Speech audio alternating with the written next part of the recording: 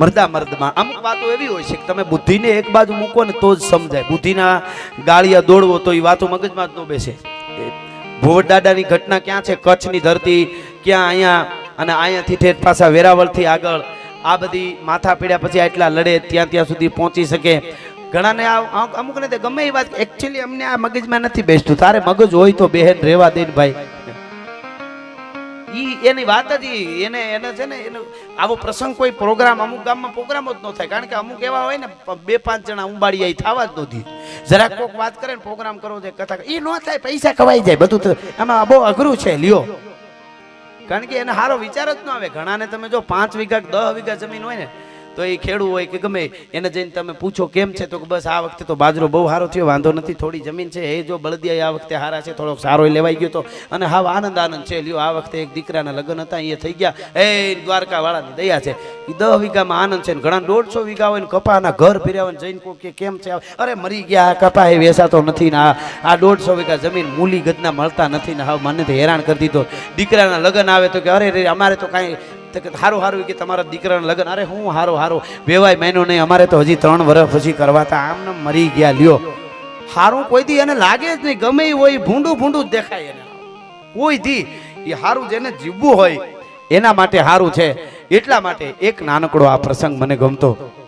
આપણે ત્યાં બેટી બચાવો બેટી પઢાવો આવી વાતો સરસ સરકાર પણ કરે છે અને જરૂરી છે. દીકરી જે છે ને એ તો ઘરનો દીવો છે, દીકરી 3 કુળને ઉજાળે છે. પણ એક ઘટના મેં વાંચેલી હિપા ખુમાણ નામના કાઠી દરબારની.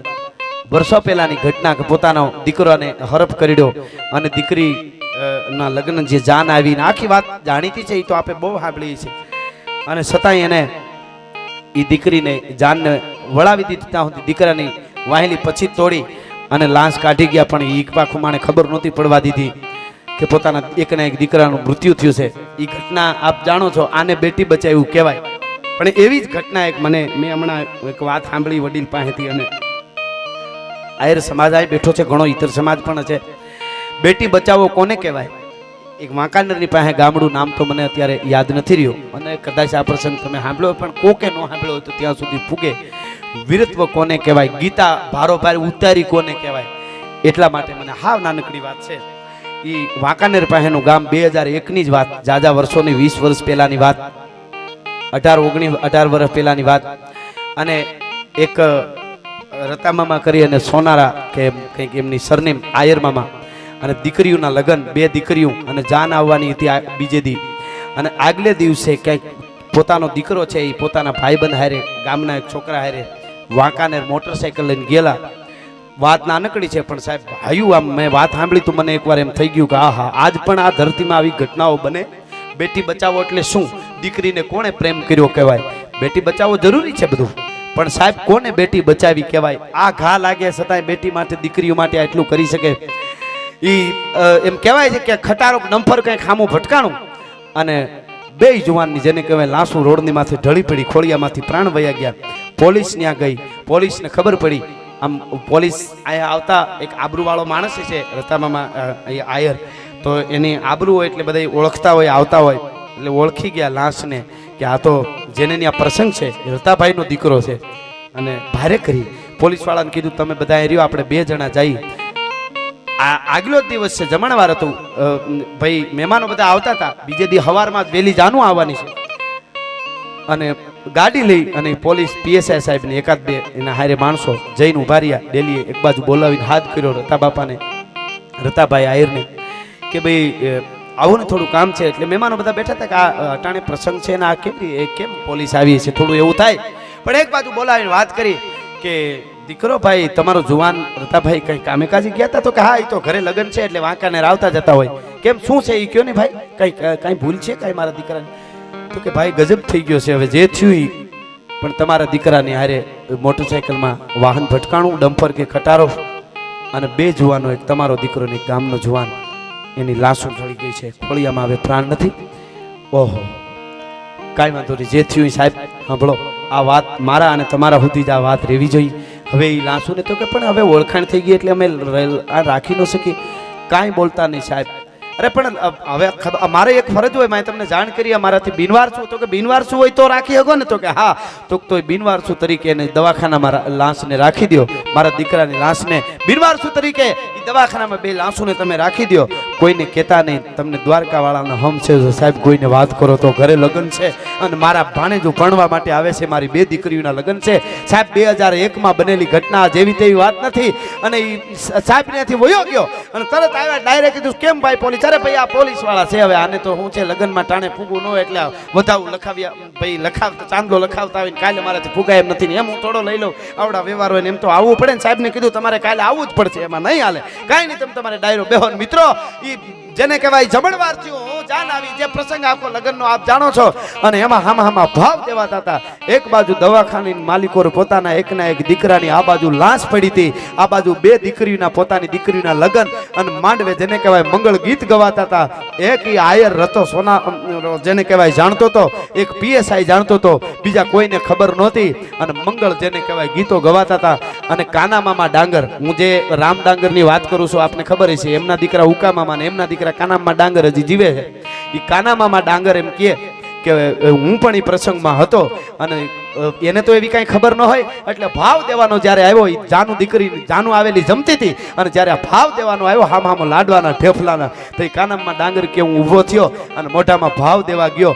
એને તો એ તો ખબર ન હોય, પણ હા તે મોઢે જે આયરનો દીકરો દવાખાનામાં લાશ પડી હતી, એ મહેમાનોને ખબર ન પડે, દીકરીનો પ્રસંગ ન બગડે અને વેવાઈનો પ્રસંગ ન બગડે ને, એના માટે ભાવના ઢેફલા મોઢામાં ખાતો તો ભલા માણસ શું ઘટના ઘટી છે તમે કલ્પના તો કરો.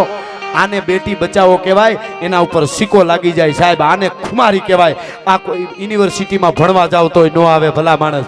દીકરીઓના જેને કહેવાય મંગળ ગીત ગવાના, મંગળ વર્તાના, જાન ઉખલવાની થઈ, અને છેલ્લે દીકરીની જાન ઉગલતી હતી ને, ત્યારે વેવાઈને બથ ભરી અને ધ્રુવ કે બહુ રોવા મીડો. એ આયર રતો સોનારો, એ આયર રોવા મીડો, ત્યારે વેવાએ કીધું હા કે રતાભાઈ તમે ચિંતા ના કરો, તમારી દીકરીઓ મારી દીકરીઓ છે, તમે દીકરીની. પણ બહુ જ્યારે રોવા મીડો, ધ્રુવકા મૂકવા મીડો, ત્યારે કીધું કેમ આટલા બધા, તમે તો સમજદાર માણસ છો. અને ત્યારે ધીરે દિન કીધું મારી દીકરીઓના લગ્ન હતા ને, દીકરીઓની સોરી દીકરીના મંગળ વર્તા હતા, એ તો હું એકલો કરી ગયો વેવાય, ઈ ત્યાં સુધી મને વાંધો નહોતો. હવે મારા એકના એક દીકરાની જે લાશ છે ને, એને સમસાણ સુધી એકલો નહીં ફુગાડી શકું, એટલે તમે એક રોકાઈ જાવ, જાનુને વળાવી દો. હા વેવાઈને ત્યારે એને વાત કરી હો. અને સાહેબ પછી તો વેવાય શું ઈ ઘટના બની છે, શાબાશ તારી જનેતાને ધન્ય છે આયર. આવડી મોટી વાત હયામાં હંગરી, તો કે મારી દીકરીઓને ભણવા માટે જાનું આવતી હોય અને મારા 2 ભાણેજડા ભણવા આવતા હોય, એ પ્રસંગને બગડવા દઉં તો મારો દ્વારકા વાળો રિહાઈ જાય, મારે એમાં બીજું આવે નહીં ભલા માણસ. આ 2001માં ઘટના બનેલી, આને મર્દાનગી કહેવાય, આને વીરત્વ કહેવાય. બાકી પાન માવો ખાતા ખાતા દુકાને ઊભા હોય અને એમાં હામામી વડસેડ થાય ને એમાં સરી મારી દે ને, એને કાયર કહેવાય, એને સુરવીર ન કહેવાય. સુરવીર વસ્તુ જુદી છે, જ્યારે ધર્મ માટે, બેન દીકરી માટે, ગાયો માટે, દેશ માટે, ધરતી માટે લડી લે, એ વસ્તુ આખી જુદી છે, અને ઓલી વસ્તુ આખી જુદી છે. એ ખુમારીની એક મજા છે. એવી ખુમારીની વાતો હજી આગળ આપણે ઘણી કરશું, પણ એની પહેલા 2 મિનિટ માટે સપાખરું લઈ અને પછી મારે 1.5 કલાક થઈ ગઈ છે, એટલે સા પાણી આતે પછી ભાઈ પણ આનંદ કરાવશે. પછી જ્યાં સુધી આપ કહેશો ત્યાં સુધી હું તમને કહીશ, પણ 2 મિનિટ માટે રામવાળાનું સપાખરું ગાય અને પછી મારા શબ્દોને વિરામ આપું છું. એટલે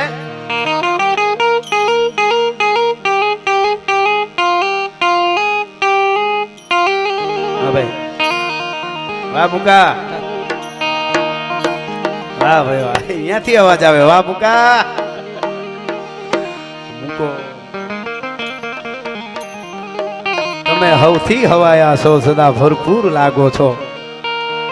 આ નવી ગઝલ છે, એ આવી ગઈ છે તમારા સુધી, મજા આવે. ગોવા મામા શુદ્ધ પ્રેમ આપણે શૃંગારમાં દુઆઓ પણ ગવાતા, રાજા રજાડામાં કચેરીમાં વાર્તા માંડે, પણ શુદ્ધ હોવું જોઈએ. તમે હવથી હવાયા છો, સદા ભરપૂર લાગો છો, અને મીઠેરી મીઠ માંડો તો નયનના નૂર લાગો છો. અને મીઠેરી મીઠ માંડો તો નયનના નૂર લાગો છો.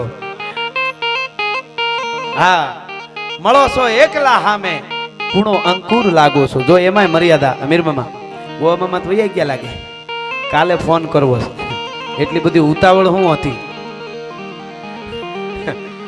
ફામે બાકડા રાહ જોતા હતા. અમારે સંબંધ એવો છે એટલે કહું, તમે પછી અવળી નોંધ ન લેતા. હા, એટલે મળો છો એકલા હામે કુણો અંકુર લાગો છો, અને તમારી સૈરું સાથે તો ગાંડા થૂર લાગો છો. તમે સૌથી હવાયા છો, સદા ભરપૂર લાગો છો. અમે નાના જરણ માયના, તમે તાણી જવાના શું? અમે નાના જરણ માયના, તમે તાણી જવાના શું? પણ તમારા નેન જોયા તો હિરણના પૂર લાગો છો. આખું લાંબી છે ગઝલ, પણ છેલ્લી કડી. રહો છો મૌન મહેફિલમાં, જરા એક વાહ તો આપો. રહો છો મૌન મહેફિલમાં, જરા એક વાહ તો આપો. તમે તો રાજના ચાહક ઊંચેરું કુળ લાગો છો. તમે તો રાજના ચાહક ઊંચેરું કુળ લાગો છો.